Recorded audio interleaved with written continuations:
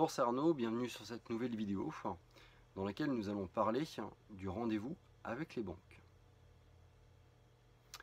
Tu as réalisé le dossier de cession, un énorme pavé qui va te permettre de solliciter les banques et d'obtenir un financement pour la pharmacie que tu vises.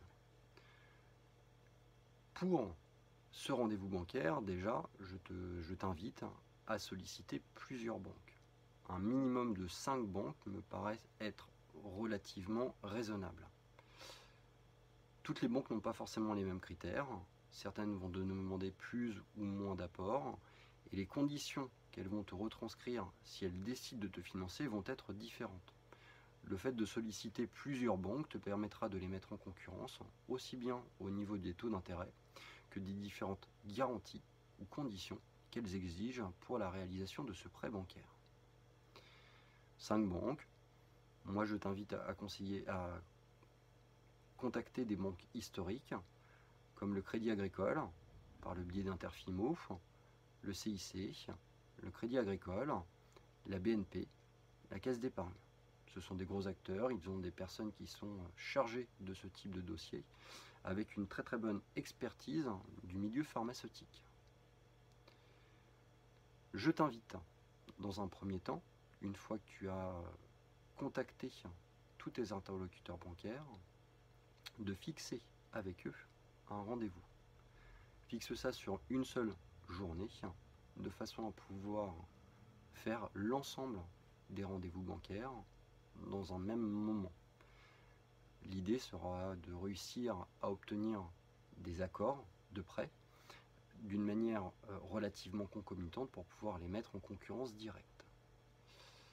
5 banques donc que tu contacteras par mail ou par téléphone. Ces différentes banques vont te demander des éléments, notamment ta fiche patrimoniale.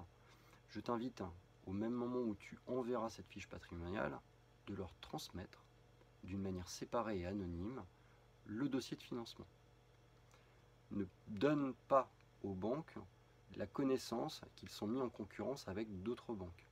Certaines ne vont même pas vouloir honorer le rendez-vous, dans le sens où elles peuvent penser ne pas être en corrélation au niveau des conditions d'emprunt actuelles.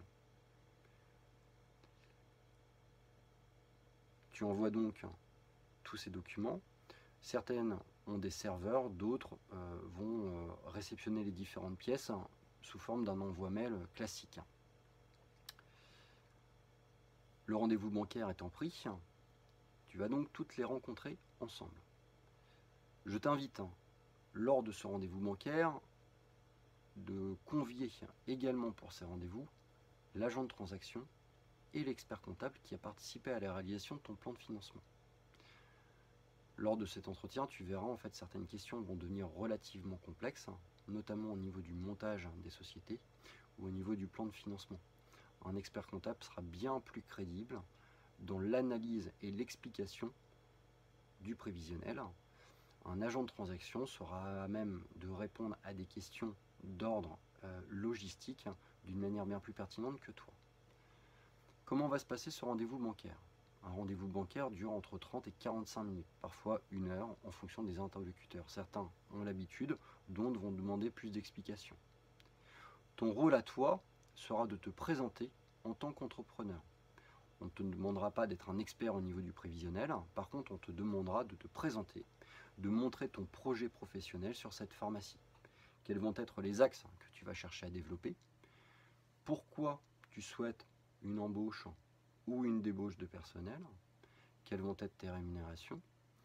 Quelles vont être les conditions dans lesquelles tu vas travailler si tu veux également racheter par exemple les murs de la pharmacie? Si tu es aidé par des financeurs, qui sont ces financeurs? Quel est leur intérêt dans la participation au rachat de cette pharmacie? Est-ce qu'ils vont t'apporter un support logistique? Est-ce qu'ils vont t'apporter juste un support financier? Est-ce qu'ils vont t'aider en participant avec toi dans le cadre de rétrocession? Voilà, donc une présentation de toi en tant qu'ancien salarié, une présentation de toi en tant que futur investisseur. Ils vont te demander également une petite analyse structurelle de ton outil de travail, de ton futur outil de travail. Si jamais tu projettes de réaliser des travaux, pourquoi tu projettes de réaliser des travaux? quels vont être les différents items que tu vas modifier dans la pharmacie. Très rapidement, les banques vont se tourner vers le comptable pour une analyse du plan de financement, du prévisionnel. Ils vont lui poser différents types de questions que le comptable saura répondre évidemment. N'hésite pas, avant ce rendez-vous bancaire, de prendre 1 heure ou 2 heures avec ton comptable de façon à avoir un décryptage du plan de financement. Même si tu n'es pas un expert, il sera important que tu montres aux banques que tu as une connaissance de ce plan de financement. N'hésite pas également à t'entretenir avec l'agent de transaction. Il a l'habitude des rendez-vous bancaires. Il saura également te briefer sur les différentes questions qu'on peut avoir au moment où tu réaliseras cet entretien bancaire. À la fin de cet entretien bancaire, tu fixeras un délai qui est le délai fixé par le compromis de vente pour obtenir des réponses des banques. Le délai moyen d'étude des dossiers va être entre 2 et 3 semaines. Certaines banques traitent ça au niveau local, d'autres au niveau régional, certaines plus au niveau national. Une fois que tu as reçu des réponses des banques, une réponse négative, ce n'est pas grave, inutile de la communiquer aux autres banques. À partir du moment où tu reçois une réponse positive, n'hésite pas à communiquer aux banques qui n'ont pas encore répondu que tu as reçu un accord de prêt de telle banque. Ne communique pas pour le moment les différentes conditions que la banque qui t'a validé ton prêt t'a fournies. Si jamais tu as plusieurs banques qui répondent positivement à ton offre de prêt, il sera temps d'échanger avec ces différentes banques l'ensemble des conditions que tu as pu recevoir. Avant de les transmettre aux banques, prends le temps d'analyser avec ton comptable quels sont les points positifs et les points négatifs des différentes offres qu'une banque a pu te fournir. Les taux d'intérêt évidemment, mais également les différentes garanties. Un blocage des comptes courants d'associés, par exemple, des indemnités de remboursement anticipées. Les frais bancaires également sont à analyser.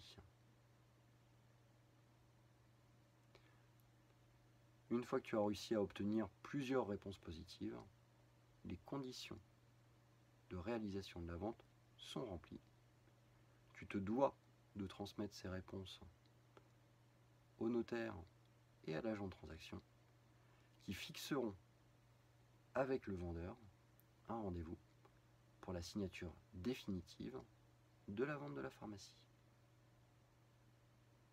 A très bientôt pour une nouvelle vidéo dans laquelle je t'expliquerai un petit peu le schéma une fois l'obtention des accords de prêt réalisés, qu'est-ce qu'il va te rester à faire avant la prise de possession de la pharmacie. A très bientôt.